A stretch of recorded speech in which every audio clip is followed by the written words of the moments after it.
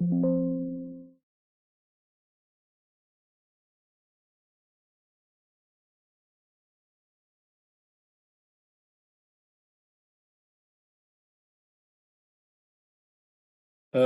Ibu, apakah sudah berada di main room semua ini sertanya? Sudah sepertinya Pak, Sudah, 68 J? Pak. Room Sepertinya udah Bro. room 1 sudah selesai, J? Sudah, Ya, oke. Room 1 sudah, room 2 sudah ada di Sudah sini. Pak. room 2 sudah. Sudah, room 3 juga sudah, room 4. 4, oke. Udah Pak. Room 5. Sudah.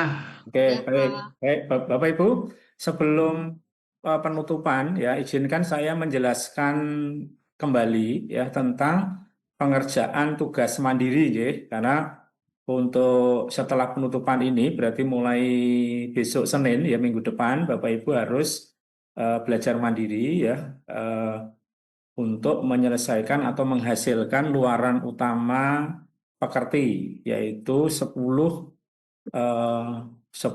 produk ya yang nanti akan menjadi indikator utama dari pelatihan pekerti ini ya. Untuk itu saya akan mengulas kembali ya terutama teknis pengerjaannya dan pelaporannya ya biar nanti ketika Bapak Ibu mengerjakan itu sendiri ya semuanya sudah jelas dan hasilnya seperti yang kita harapkan bersama sehingga nanti kalau penilaian itu tidak banyak revisi ya karena nanti kalau Bapak Ibu laporannya tidak lengkap, pasti akan kami kembalikan ya untuk direvisi ya sesuai dengan standar minimal yang harus terpenuhi dari produk utama dari Lokakarya atau Pelantaran Pekerti ini ya karena itu nanti akan tersimpan di LMS dan itu akan bisa diakses sebagai bahan penilaian maupun indikator ketercapaian dari pelatihan ini ya.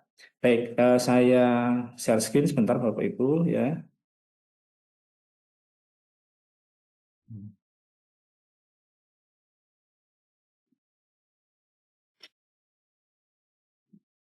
Baik, apakah sudah kelihatan share screen saya di layar Bapak Ibu? Ampun, ya. Sudah Pak. Ya, jadi, Jadi Pak. jadi tugas mandirinya itu ada 10 Bapak Ibu ya. Jadi tugas mandiri itu adalah ya eh, hasil dari pelatihan kemarin ya yang sebenarnya awalnya itu di tugas 24 jam ya yang nanti perlu disempurnakan lagi ya sehingga menghasilkan sebuah dokumen perencanaan pembelajaran yang lebih lengkap ya. Oke, namun yang perlu diperhatikan Bapak Ibu dari semua latihan atau tugas yang Bapak Ibu kerjakan sejak hari Senin sampai hari ini ya, itu hanya 10 yang nanti digabungkan jadi laporan tugas mandiri ya. Jadi ada beberapa yang memang tidak perlu ditampilkan atau tidak dilaporkan sebagai tugas mandiri. Jadi hanya untuk memenuhi penilaian tugas dari materi terkait atau materi yang diberikan ya. Oke, jadi ini ya, jadi nomor 1 adalah ya urutan nomor 1 yaitu rumusan capaian pembelajaran ya yang berisi ya rumusan CPL Prodi ya, kemudian CPMK sesuai dengan mata kuliah yang terpilih ya dan sub CPMK atau rumusan capaian pembelajaran di setiap pertemuan ya turunan dari CPMK itu ya.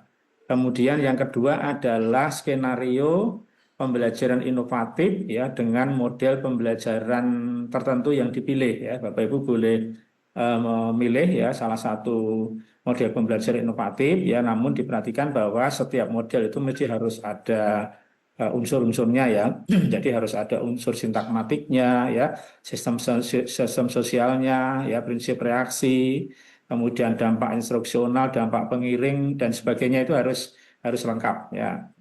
Kemudian desain pembelajaran ini berisi tentang diagram analisis keseluruhan kompetensi mata kuliah yang diampu ya. Jadi merupakan diagram atau visualisasi keterkaitan antara kompetensi dari tugas nomor 1 ini ya. Ya, jadi ini ya. Jadi gambaran dari CPMK-CPMK-nya itu kaitannya satu dengan yang lain bagaimana ya. Oke, dalam bentuk diagram ya.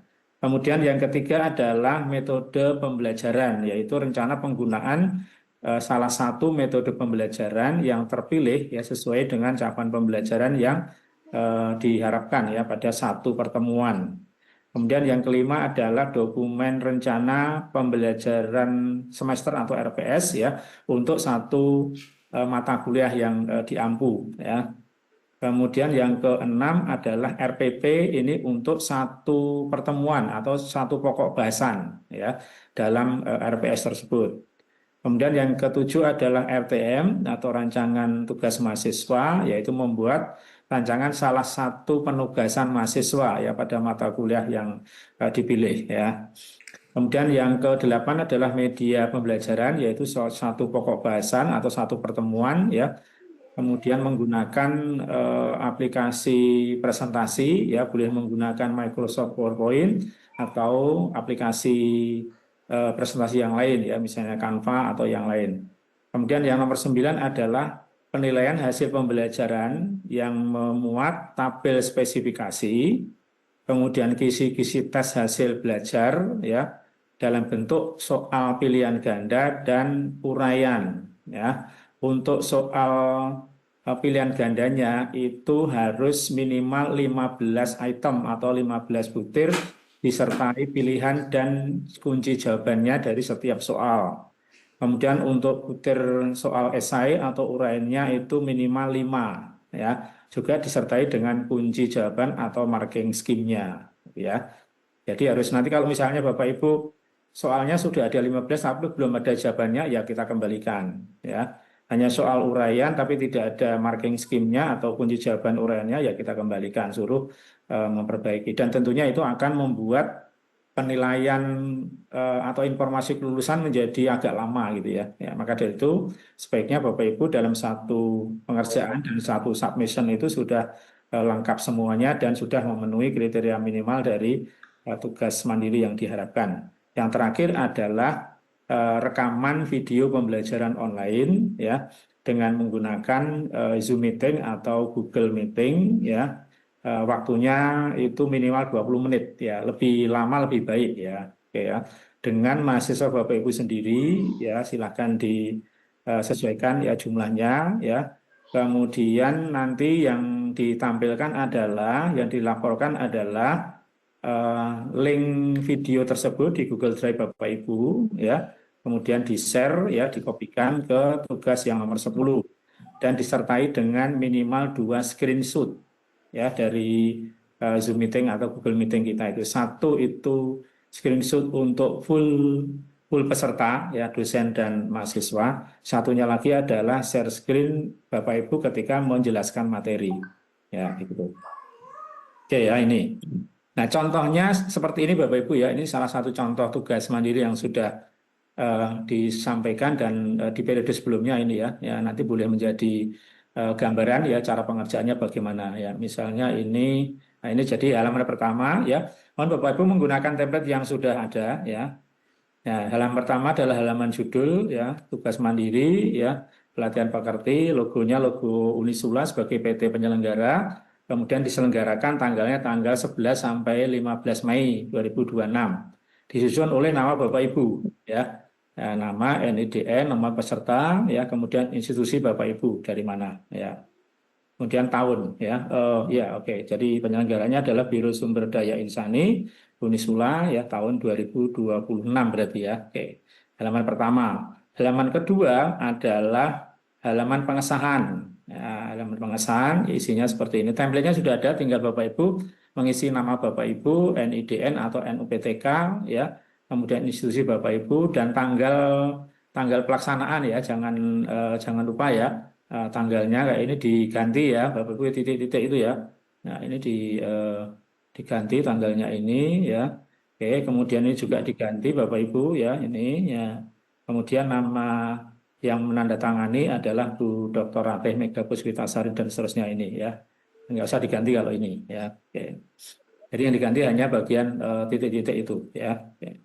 Itu halaman pengesahan. Kemudian yang selanjutnya adalah tim fasilitator yang mengisi sesuai dengan jadwal ya, diganti namanya ya. Oke, sesuai dengan di materi itu. Siapa saja yang terlibat di pekerti batch yang ke-11 ini ya.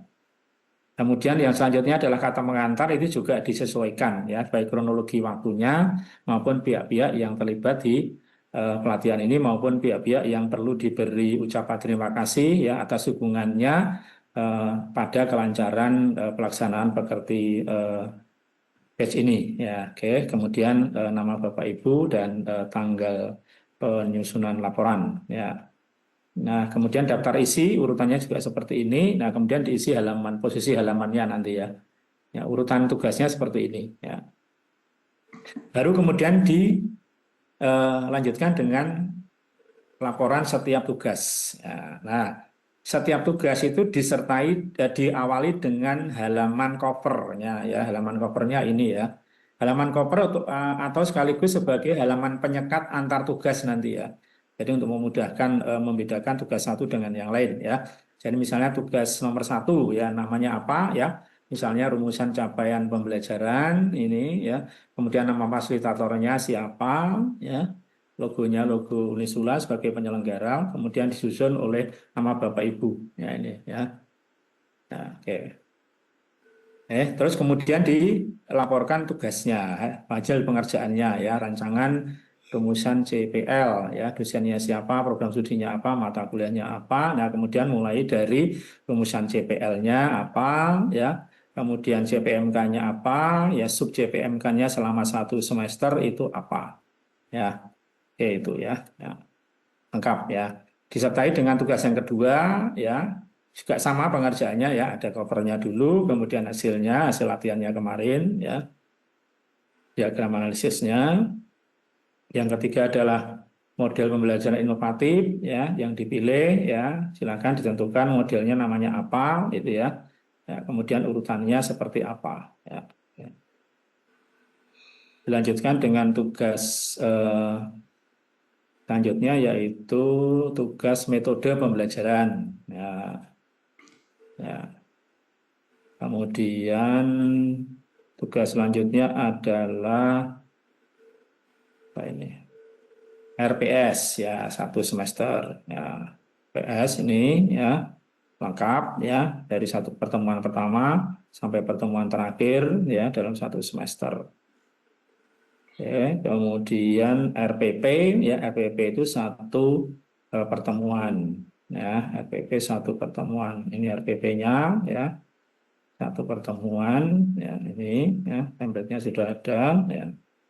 Oke, kemudian dilanjutkan dengan tugas selanjutnya yaitu rancangan penugasan mahasiswa ya ya TM ya soalnya tugasnya apa ya kemudian disertai dengan rubrik penilaiannya juga seperti apa kemudian media pembelajaran dalam bentuk PPT yang di PDF-kan Bapak Ibu ya jadi laporan tugas mandiri semuanya dalam bentuk PDF ya jadi untuk PPT nanti di save as ke dalam PPT terlebih dahulu atau di print ke dalam bentuk PDF ya kemudian hasilnya digabung menjadi satu dengan tugas lainnya ya dan diawali dengan cover atau halaman penyekat ini ya.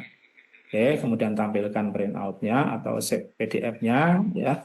Setelah itu yang selanjutnya adalah penilaian atau soal ya.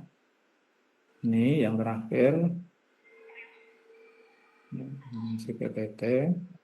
Nah, kemudian penilaian hasil pembelajaran ya. Ini fasilitatornya Pak Lamejan. Kemudian tabel spesifikasinya ya.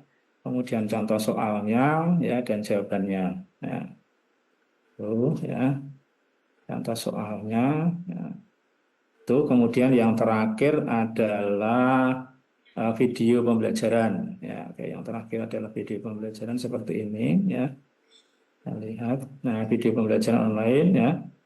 Oke, ya, nama fasilitatornya adalah fasilitator di room Bapak Ibu masing-masing ya untuk fasilitator video pembelajaran ya. Nah, kemudian tampilkan ya screenshot-nya ya. Link videonya dulu boleh ya, baru kemudian screenshot atau screenshot dulu juga boleh seperti ini. Ini ketika share screen ya. Satunya lagi adalah ketika full peserta ya, kemudian ditampilkan link video di Google Drive-nya di mana ya. Sudah begitu ya, sudah lengkap ya.